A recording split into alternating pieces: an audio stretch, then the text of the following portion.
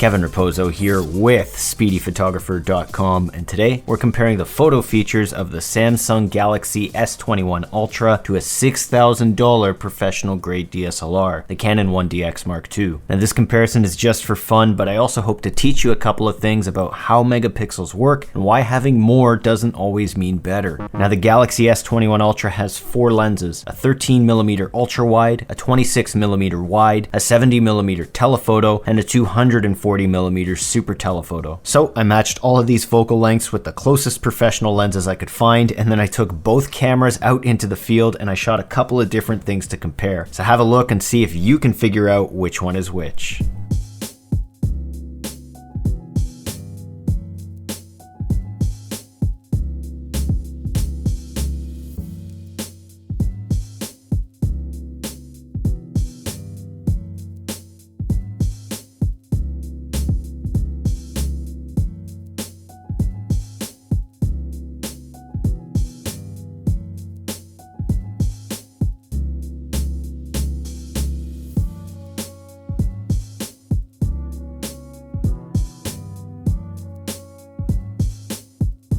Alright, check the description for the answers, hit the subscribe button while you're at it, and then let me know how many you got right in the comments below. And speaking of comments, before you start blasting me and telling me that this comparison is pointless, there is actually something that I wanted to help explain. The Galaxy S21 Ultra has a 108 megapixel sensor, which is 5 times more than the Canon 1DX Mark II. And phone manufacturers often like to focus on this number because many consumers like you and I might be inclined to think that more is better. And in some cases, it is. The more megapixels you have, the more detail in your shot, which can increase the perceived sharpness of the picture. This is because of a technique called downsampling, which involves taking a picture with a high number of megapixels and reducing it down to a lower number of megapixels. And if done correctly, this can help to hide imperfections like camera noise or motion blur. A high number of megapixels can also be really helpful if you plan to crop your images or blow them up so they can be displayed at Times Square, New York, or maybe just Dundas Square in Toronto. Now my work is definitely not up at Dundas Square, but in theory, based on everything I've said so far, the detail of my pictures taken with the Galaxy S21 Ultra should crush the 1DX Mark II, right? But when you compare these two shots that I took, you can barely tell the difference. And when you zoom into 100%, the Canon 1DX Mark II is pretty much the same, or arguably even a little bit better. So how exactly does that work? Well, megapixels are only one part of the equation. It also comes down to the size of your lens and the physical dimensions of your camera sensor. In simple terms, bigger lenses and bigger camera sensors are able to capture more light, which means a better and a sharper looking picture. This is especially true when you compare pictures that were taken at night. Just have a look at the huge difference between these shots. Bigger lenses also contain more glass elements, which are optimized to improve the quality and to create that blurry background which never seems to look the same on a phone. To put this into perspective, the sensor inside the Canon 1DX Mark II is bigger than the Galaxy S21 Ultra. And on top of that, I used a huge lens which has 18 glass elements. And because of this, it is physically impossible for the Galaxy S21 Ultra to capture the same amount of light and detail. And this is why your phone can come close but never fully replace a dedicated camera. Features like HDR mode, night mode, and portrait mode are all using algorithms to process the pictures as you take them. This is called computational photography, and it gets you pretty close to a real camera, but never the exact same. You might remember this example from my iPhone 12 comparison video. Both of these pictures were taken straight out of camera. The iPhone 12 looks way better because it's already been heavily processed, but you can easily match up the Canon 1DX Mark II with a bit of work in Lightroom. The difference is that when you edit the iPhone 12 picture and you push the colors too far, it starts to fall apart. With that said, it honestly amazes me to see how far things have come. I kept having to double check which picture was which while I was editing this video, which is something I would have never thought possible 5 years ago. Of course, the other part of getting great pictures is understanding how to use color, lighting, composition, and the many other things that go into creating a compelling shot. So if you're interested, check out my video explaining 8 tips to massively improve your phone photography. And then if you find that helpful, head over to SpeedyPhotographer.com and register for another hour of my free training. Don't forget to subscribe and hit the bell, and I'll see you in the next video.